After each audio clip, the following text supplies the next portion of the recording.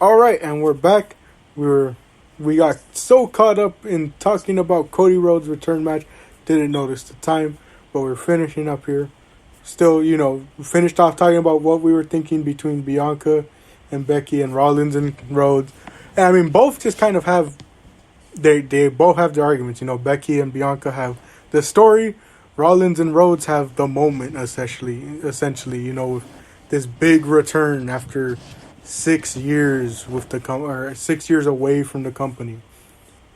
And it's not just being away from the company, it's the fact that he left during those 6 years, wrestled all around the world, and then 3 years after leaving, forms his own wrestling company with a bunch of his other guys that gets big enough in North America that it's the legit second option next to WWE.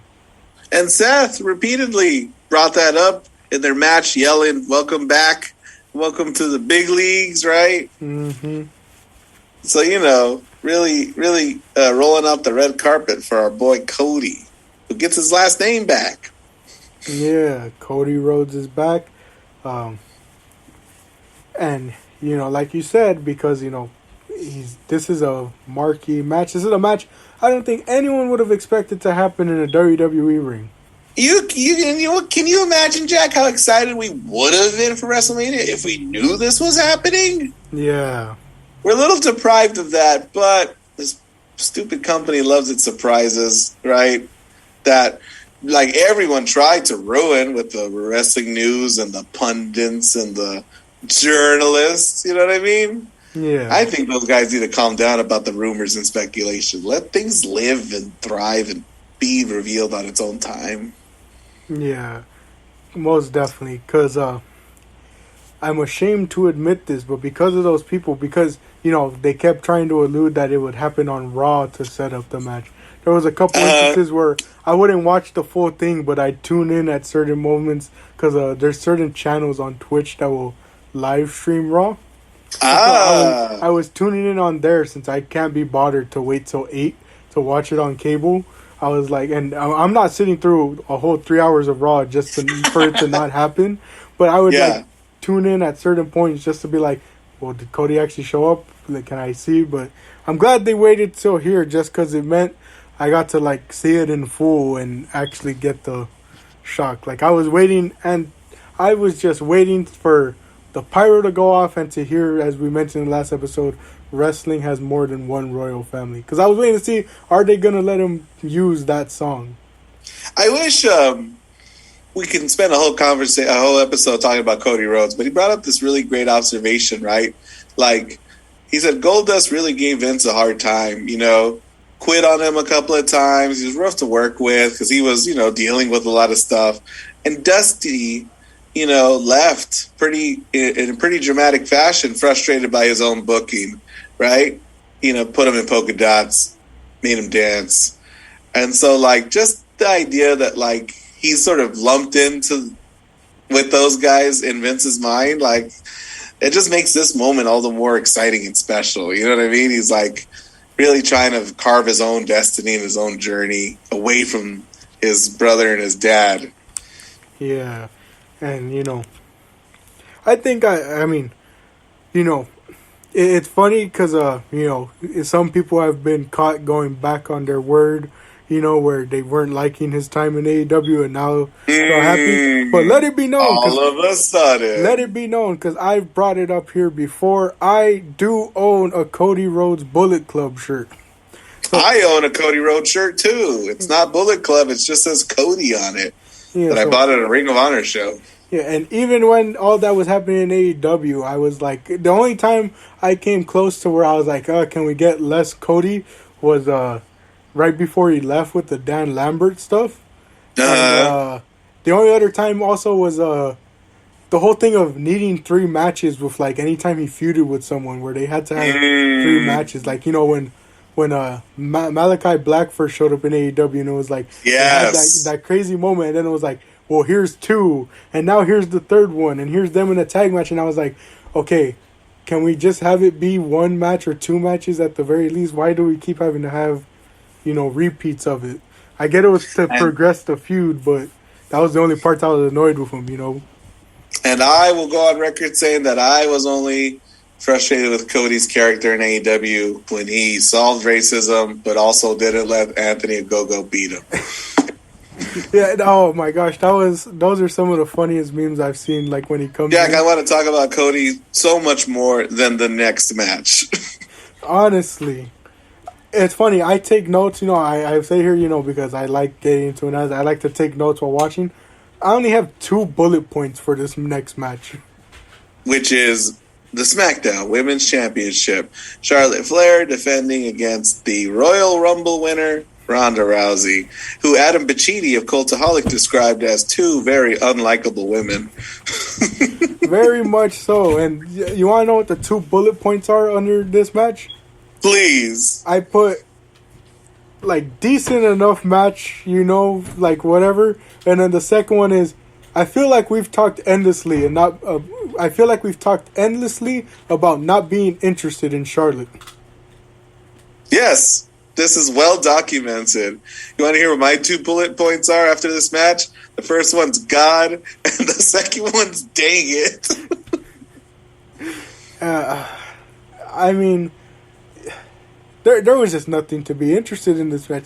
They've been building this since the Rumble, and no one's been interested at all. There's a reason this didn't main event. God, so, us talking about it now means that Kevin Owens' Kevin Owens show with special guest Stone Cold Steve Austin is going to close the night. And a lot of people have a lot of different feelings about that because it's a talk show segment, right? A match should end WrestleMania.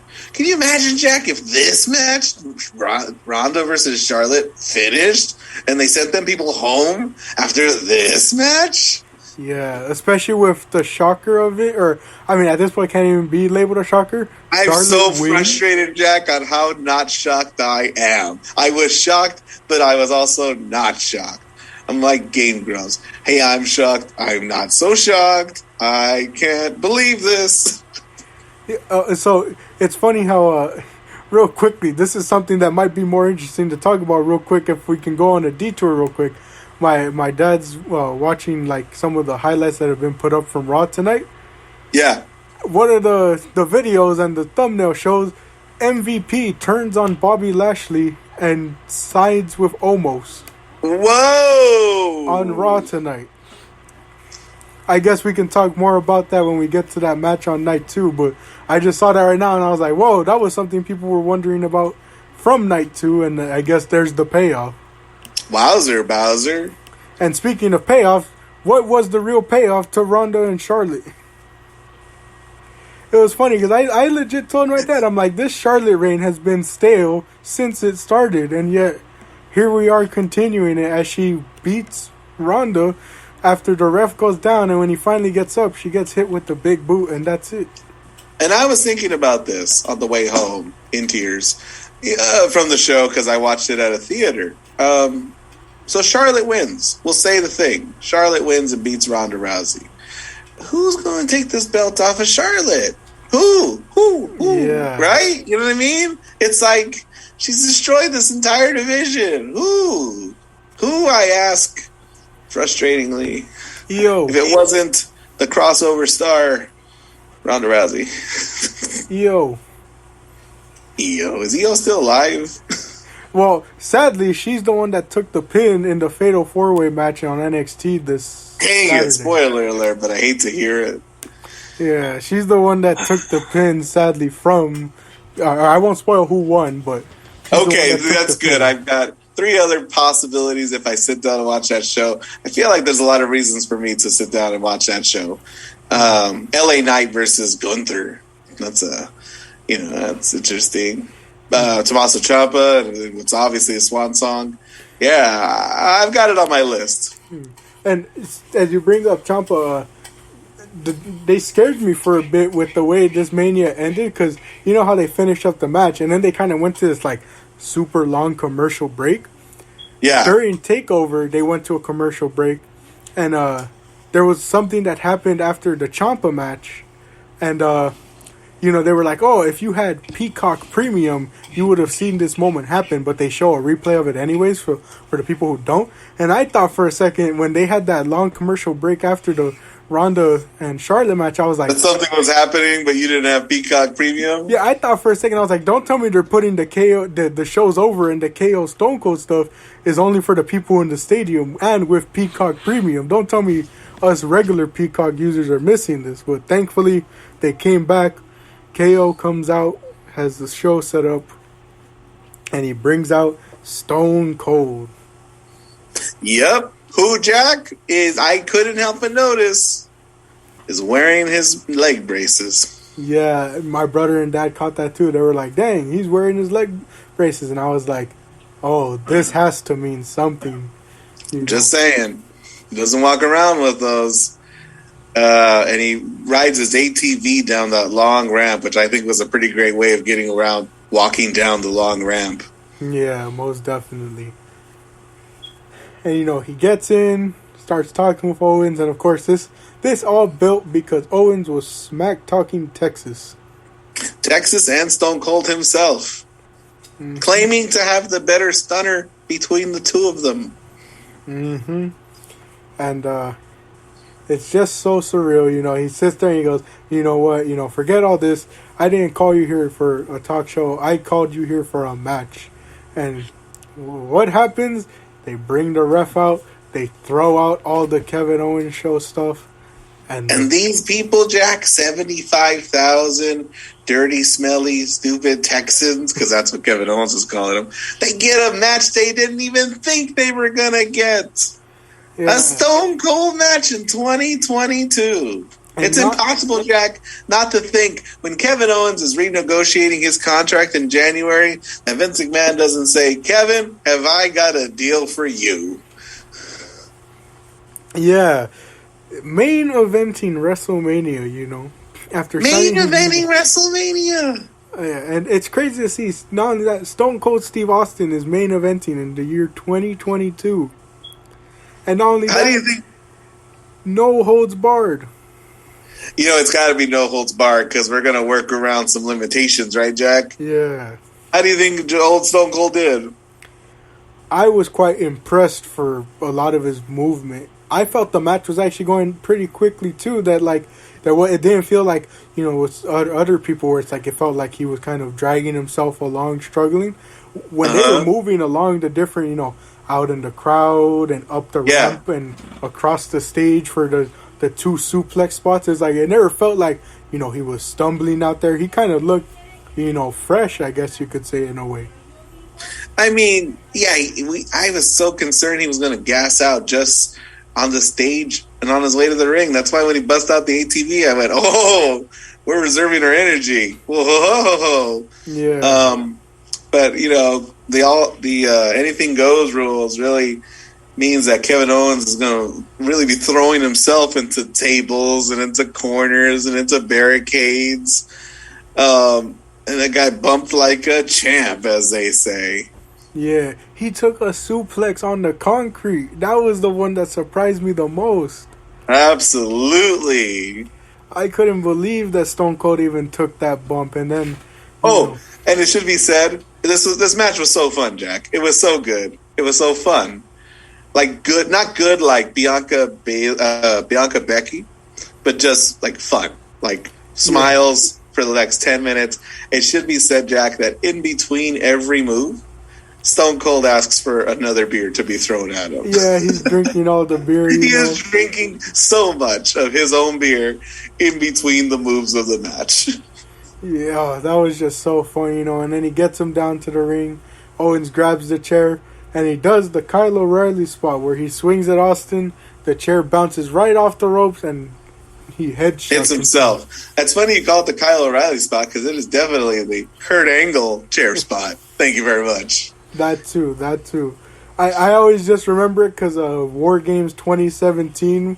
That was Kyle O'Reilly too. Of course. But yeah, and hits himself, turns around right into the stunner, and Stone Cold wins.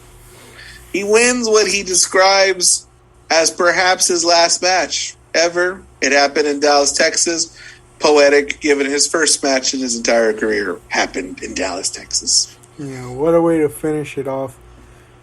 There's a lot of shenanigans afterwards that are great. Like he brings in Byron Saxton for a beer, and Byron Saxton is like the dumbest person in kayfabe because he goes in the ring, and he gets stuttered for his troubles. What I brought up to my dad and brother too was back in 2020, 316 was on a Monday. They did the same thing where he stunned Byron Saxton. So I was like, it's 2 years later and Byron hasn't learned. The only difference was it's not as bad as the first time because he accidentally hit Byron in the groin area the first time he did it. That's right. But this time, Byron gets off and he sells it much like The Rock would sell the stunner, He's twitching and it's the little Devon too. Yeah, and then, his brother comes in, they drink a beer, and that closes out night one. Yes, it does. And Jack, given that it's as late as it is, and I've got a few things to do tonight, what do you think about coming back together tomorrow to talk night 2? I am completely fine with that, sir. Let's do that. How much time do we have left on this episode? 28 minutes. Let's talk about whatever you want to talk about, Jack. Let's run down how bad Charlotte and Ronda were. Let's talk more about how great Cody's going to be at WWE. Yeah, so let's do a bit of that. I know it can kind of tie into night 2, but let's do a bit of fantasy booking for Cody, because the one thing I ended up thinking and asking my brother and dad afterwards as well is, what do we think Cody does after this, after his feud with Rollins? Does he continue to feud? But as we saw on Raw, they did a handshake, but who knows, that could lead to something further down the line, knowing Mr. Rollins, Yeah, I feel like this company has developed a habit of starting feuds at WrestleMania. And you're like, I really wish you wouldn't do that. But when he beats Seth Rollins stares a hole into him from the ramp. Like, this isn't over. Yeah, so interesting to see. I'm trying to think, because, there's so many opponents he has now, especially, there's really anything they can do with him. Yeah. Who do you want to see him feud with? I got one person, because I started watching interviews with him, and he said something that resonated with me, and I thought, and this interview was like right in the middle of AEW, and he's like, well, that'll never happen. And now it can happen, Jack. I'm interested to see. I definitely want to see him and Drew have a match. Okay. Especially because I feel like they've had a couple in the past, so I think so. I obviously want to see him go against KO. That'd be cool. As we mentioned, if they're going to push him to that main title scene, gotta have that match with Roman, maybe. Gotta have a match with... There's another person I want to see him have a match with. I'm trying to think maybe lower down the card, Because obviously he could also have a match with Lashley. Maybe a guy like Ricochet, just to see how that style can mesh, Who do you want? Check it, ready? Him versus Randy Orton. Oh, that one was so obvious. How did I not think of that? Yeah. Don't you fret. So he was talking about Randy. He's a couple of great Randy stories, and he goes, and I never got to beat him. Can you imagine that reunion and that story? That is quite the story they can tell right there. Goodness. What's next for Becky, do you think? That's another one I'm trying to think, because I really don't know where does she go from here. I'm trying to think of who can she maybe feud with outside of the title. Especially because, I really don't think Ronda's sticking around all too long, so I don't think they're going to do a match between the two of them unless it's going to be next year at Mania. So I really don't know what they do with Becky from here. Goodness. Interesting. I really don't know what they can do with her. Especially because I'm trying to think of who could she feud, because it seems like a lot of the women are stuck in the tag division, even though they can have solo feuds. So maybe Becky adopts a partner? Who would she adopt, though? Pardon me. Fought off a lot of sneezes there. Yeah, that's a good question. I feel like she's rubbed a lot of people the wrong way. Turned her back on a lot of people. Yeah, they could send her over to SmackDown. Yeah. Could Gosh. With Charlotte? Goodness. combustible elements if ever there were one. Man, I'm trying to think of like what they really could do with Becky, especially because it's like you also got to think of who's going to be returning soon, and that you're hoping Bayley and Asuka come back in time.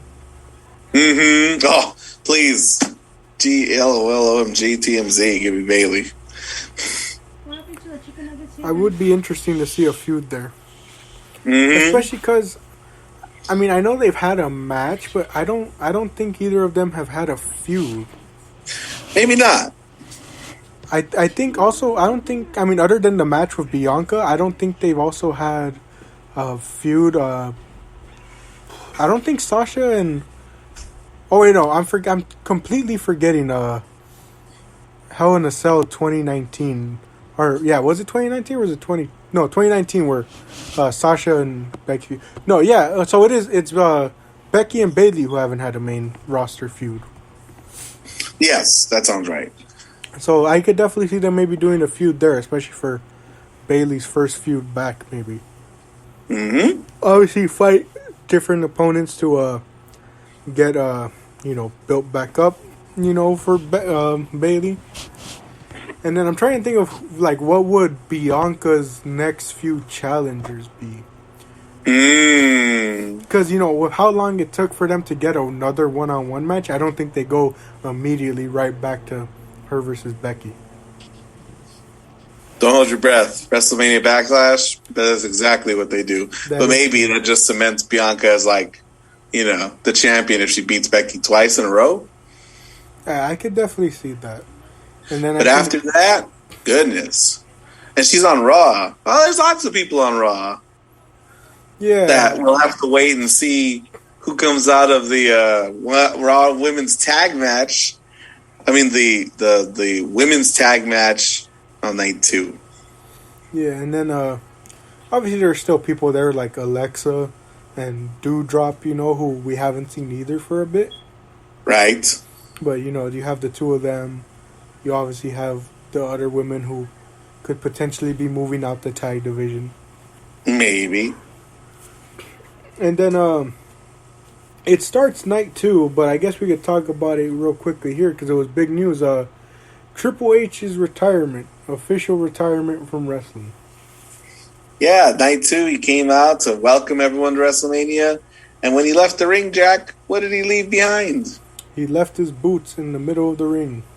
Very ceremonial way of saying goodbye to the wrestling business. What does he have in his chest? Like a defibrillator? Yeah. Goodness. Means that he couldn't be in any high stress environment because he's got a machine hooked up to his heart.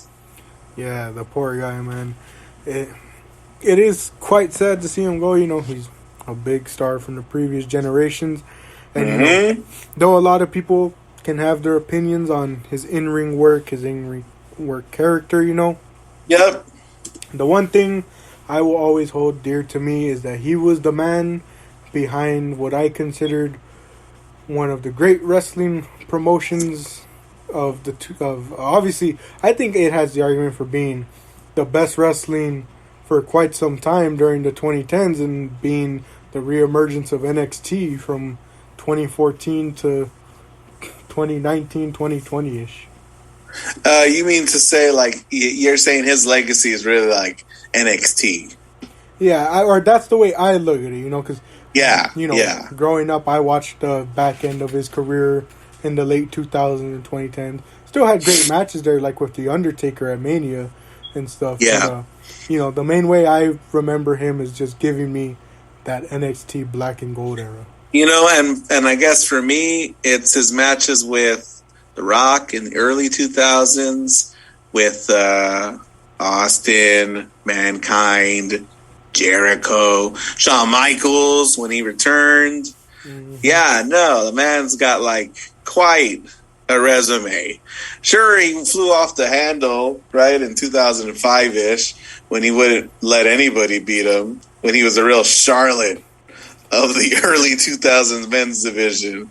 Yeah, there was a lot of decisions then that like were very short-sighted. Yeah. But I mean, Evolution made Randy Orton and Batista. It kept Ric Flair alive and relevant for a little while longer. Who can stay mad at that? Yeah, you know, and man, I was really happy to hear him come out of that well, but you know, it is quite sad that that's the end of him, or his in-ring career, but he gets his moment, of being able to come out and formally retire in front of the crowd, and it's just I really enjoy the stuff that he accomplished in his career, and especially like I said, my memories of NXT that he gave us, with all those different feuds and moments in NXT during the Black and Gold era were, I hold quite fond to me. My big one will always be, Sami Zayn winning the big one down in NXT. Getting that moment, getting matches like DIY versus the Revival, 2 out of 3 falls. Feuds. I hear you. Yeah, feuds like the never-ending Ciampa Gargano feud. And here's to hoping. I don't know how closely he'll be still associated with the wrestling business, because I can't imagine working, in the WWE being anything other than stressful. Agreed. So who knows? Maybe this is like a retirement from it all, Goodness gracious. Well, this is something we didn't bring up for night one, but you get a sense that Stephanie isn't going anywhere because she has important duties to uphold as the chief brand officer, like awkwardly introduce the world to Gable Steveson 3 times. Yeah. That was real awkward, too. I noticed that as well. And, I don't know, man. For a company that has built stars, you get the sense that either they forget or what. Gable Steveson, Jack, what's your thoughts and opinions on the guy? And bar any observation from night 2. We're just thinking about night 1. Stephanie McMahon comes out, says, "Hey, welcome to WrestleMania, everyone. And here's Gable Steveson." What'd you think of him? I get the whole background of being a former Olympian, gold medalist, and all that, but I don't know. I feel like even a guy like Kurt Angle, he got better introduction to the crowd, Infinitely better. He got an act, he's a competitor. They keep strolling Gable Steveson out like he's just some fan that won a contest. And he looks so funny and shy and scared. And he's like, hey, hi. He's like, you know what he looks like? He looks like you brought a buddy home during a family party. And he's like, hey, everyone, this is my buddy Gable Steveson. And he's just like, hello. Yeah, we're going to go hide out and, especially because garage for a while. What really adds to that is that he hasn't spoken a single word. He's just kind of stand there and waved at the crowd. Even when they introduced him at SummerSlam too, it was like he just kind of stands there, waves at the crowd. Don't even get a single word from him. Weird, really weird. Yeah, Brock Lesnar, Jack, former NCAA heavyweight champion like Gable Steveson. Did they trot him out? Hey, Brock, wave. Nope. Remember Brock's debut? I most definitely remember Brock's debut. He beat up 4 people. Yeah, he came in, beat up all 4 guys. Paul Heyman came in to introduce him, Yep.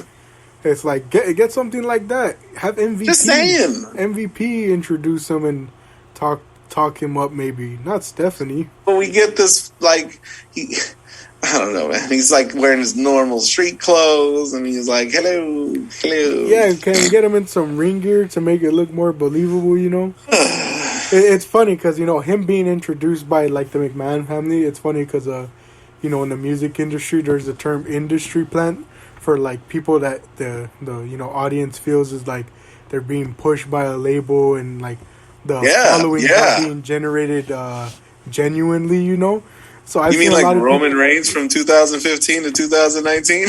Yeah, I see people saying a similar thing where it just feels like this guy's an industry plant because, we've been saying, he hasn't shown up in gear, he hasn't talked for himself, and who's he being introduced by? The company people like Stephanie McMahon. So weird. So it's like, and I guess it's like, obviously you got to give it time for the proper debut, but like right now it just feels like he doesn't even have a character. He's Nope. just that former Olympian gold medalist that signed with WWE. Weird. Yeah.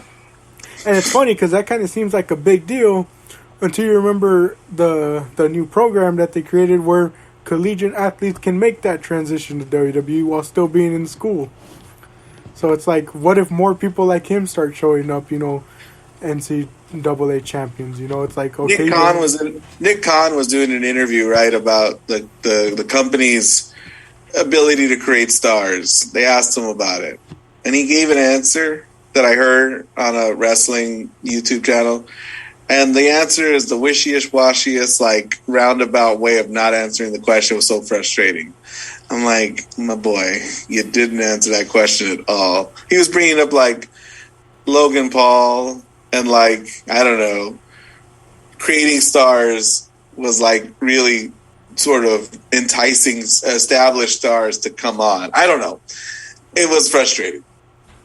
And you have somebody who you get one shot, Jack, at a first impression, and our first impression with this guy has involved Stephanie McMahon 3 times. Yeah. We're going to boo this man.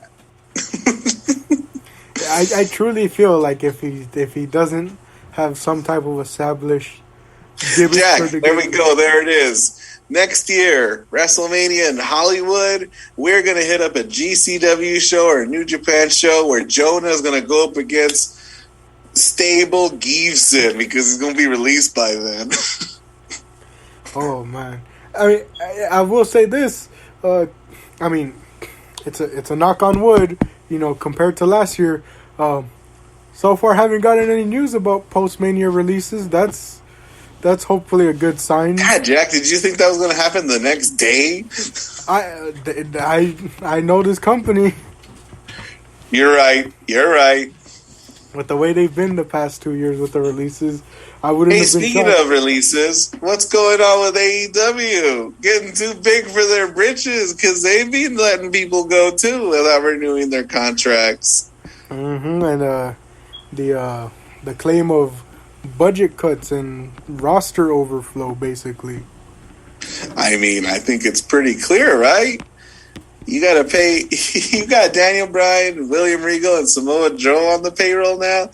Oh, Samoa Joe costs about a Marco Stunt and a Joey Janela, don't you think? Most definitely. That man Samoa Joe ain't cheap. Those guys are going to be fine, but it's just like, it was a long time coming, right? Yeah. And here we go. We're starting to hear about these guys who have, got to part ways with AEW. Yeah, and I'm gonna call it fair. If I'm gonna get on WWE for the releases, I will on AEW too. I know the difference that some people are saying is, oh well, they let the contract expire, not release them, But at the same time, it doesn't help when all these guys are saying, oh yeah, we haven't heard anything from them for like months. Yeah. So it's like not that different if they're not hearing anything for months, and then also the cited reasons are budget cuts, which was Tony Khan will wine you and dine you at the beginning, but towards the end, you're who?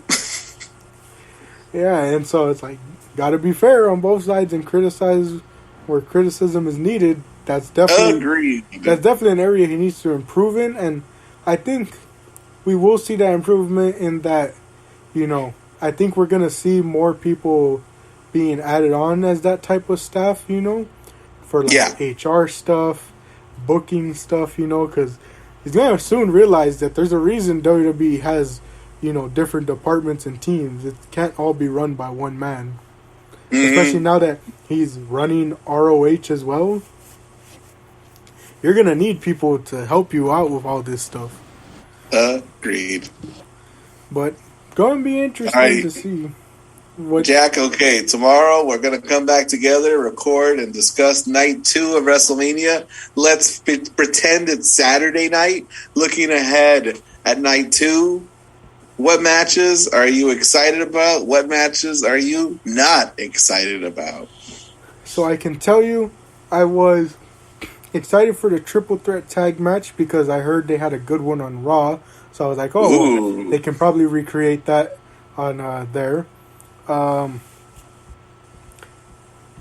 sadly want to say that might have been all it because, I mean, obviously, like many people going into the celebrity match of Knoxville and Zayn, I knew it was probably going to be kind of crazy, but I wasn't expecting much out of it.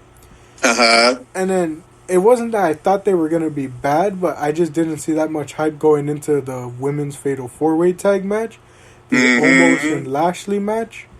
I mean, Reigns, Lesnar, I was just, indifferent on. I was like, oh, it's going to be a match that happens in main events. My opinion on it is going to be, like, truly, like, weighed on either side once it happens and I see it. Yeah. And then Pat, in theory, I think I was another one where I was indifferent on, where I was just like, there's probably going to be more storytelling in this, so there's not much I can judge on it. Other than that, the build was kind of entertaining, but it was also kind of weird that I guess maybe since he's technically a commentator, he couldn't lay hands on Theory. Because, like, I don't know if you saw the video package, which we'll probably get into tomorrow, but, like, a lot of it was, like, Theory would come and slap him or irritate him and the entire time. And I think we can touch on the video package because they showed it during night one. I think it's fair game. I'll tell you what, I was surprised to see that Pat McAfee's wanted to be a wrestler for as long as he has. They showed him in clips of him wrestling on trampolines, training, you know what I mean? Something that he did as soon as he left football. I go, they kayfabe me. I thought that man just rolled into Titan Towers and was given that match with Adam Cole, and that's what frustrated me. I probably would have liked it more if I knew he was actually training. If they told that story, yeah. I was surprised by that too, especially because it was like a part of me made me think, because I mean, maybe I don't know as much, but like I've seen like kickers and punters play well until their late 30s sometimes. So a part of me was like, is that why he retired so early? Because he retired at 29, he said. So I was like, is that why he retired so early? Because he wanted to start this training to get into the WWE? Maybe. Yeah, so I was really surprised. I was like, wow, I wonder how much thought he actually put into this. And, like, it makes sense. I mean, by 29, he was probably already, like, a multi-millionaire thanks to the NFL being, like, the best punter in that league. So I was like, I wouldn't be surprised if that was his plan. He's like, hey, I've already made millions. Now let me just accomplish one of my dreams of wanting to wrestle. Like, establish himself as, like, a podcaster. He's an entertaining guy. Gets his foot in the door with WWE that way, and look at him. Goodness gracious. Yeah, especially because you think about how early he's gotten into it, too, where it's like, there was a couple of those NXT takeovers where he was on those pre-show panels and stuff, discussing, and, there's all those clips that they have that they use for the feud where him and Cole would be feuding because of all the times they'd get into it on those, like, pre-show stuff. So it's like, it makes me really wonder just how long has this been the plan, Agreed. It was pretty hard fun. And like I said, it was kind of interesting. Like, I wonder if that, like, was a play in it that, since he's a commentator, he can't lay hands on the talent. Because anytime he tried to go after him, Michael Cole was like, oh, no, don't do it, Pat. It's not worth it. It's like, what? I guess maybe because Theory was Vince's protege, it was like, what? Was Cole afraid if he lays his hands on him, he's going to get fired? Type thing. But they almost fired Pat McAfee after WrestleMania, was it 35? Because in the pre-show, he was wearing shorts with, like, his, like, suit and tie. And apparently, like, the story goes that, like, Michael Cole pulled him to the side and says, what the heck are you doing? That's not professional. But it's Pat McAfee, right? Yeah. And, like, I'm glad that he's still sort of the same guy. He's dancing on the table and he's coining phrase like stupendous. So, they tried to make him fit a mold, but they didn't let him. And you know what? I'm a little more endeared to Pat McAfee after after a video package like that. Yeah, especially because they've really just let him be himself and not change anything. Because, One thing I've noticed too is they're kind of more lenient with even some of the times he curses on Peacock. He doesn't get blurted out or any of that, Mm-hmm. or no one said anything to him. You even have Randy Orton saying that he loves the fact that Pat McAfee refers to Peacock as the cock and wishes they would all refer to it as that. Ha! Goodness. I'm just like, man, I mean, he just seems like he... And not only that, you also see Michael Cole very much probably enjoys having a partner as energetic as him because it probably takes off a lot of the stress from him. He seems to just be having the time of his life, like Brock Lesnar, right? Yeah. Michael Cole is just out there having fun with a job that he's been doing for 2 decades, if not 3. When it comes to night 2, here's what I'm looking forward to, and here's what I'm not looking forward to. I'm looking forward to the tag match. I'm looking forward to Knoxville and Zayn just because of the potential. I'm holding out hope. Not looking forward to Edge versus AJ Styles. I'm over this Edge run. I'm over whatever Edge is trying to be. It's weird. I get it. It's different. I don't get it. And what's more frustrating is I know that all of this brouhaha and omnipotence and the spooky this and its dark purple lights is just going to result in the same Edge match we keep getting. Don't you know he's Edgelord Edge?